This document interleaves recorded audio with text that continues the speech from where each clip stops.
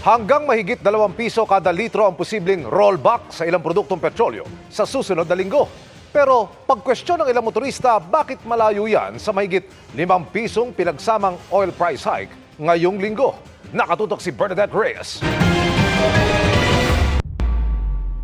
Humupa ang takot sa epekto sa supply ng langis ng tensyon sa pagitan Israel at Iran ayon sa Department of Energy. Kaya bumaba kahapon ang presyo ng Dubai crude na batayan ang presyo ng produktong petrolyo sa Pilipinas. Nag-react talaga ang merkado ng pagbaba nung nagkaroon ng announcement si President Trump na merong ceasefire na mamamagitan between Israel and Iran. Pero bahagya lang makahihinga ang bulsa ng mga motorista.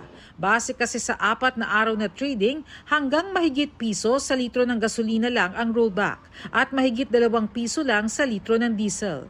Hindi niyan mababawi ang mahigit 5 pisong pinagsamang halaga ng 2 bagsak na increase ngayong linggo.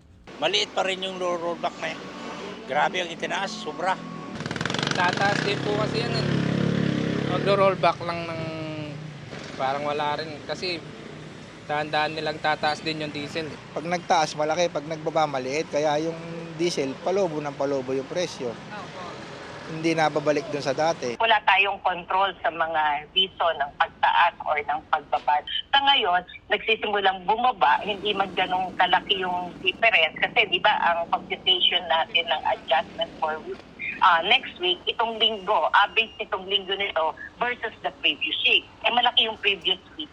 So kaya hindi ganun kalaki yung impact ng adjustment ngayon. Sa kabila ng inaasahang rollback sa presyo ng produktong petrolyo sa darating na Martes, tuloy ang panawagan ng grupong TNVS Community Philippines na itaas ang singil sa pamasahe.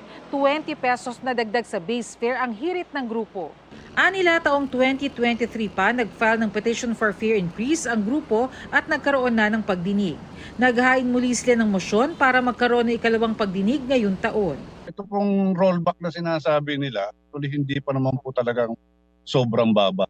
Pagbigyan po sana yung hinaing namin na madagdagan kami ng 20 pesos. Sa hirit naman ng mga jeepney transport group na taas singil sa pamasahe ayon sa DOTR, pinag-uusapan pa ito.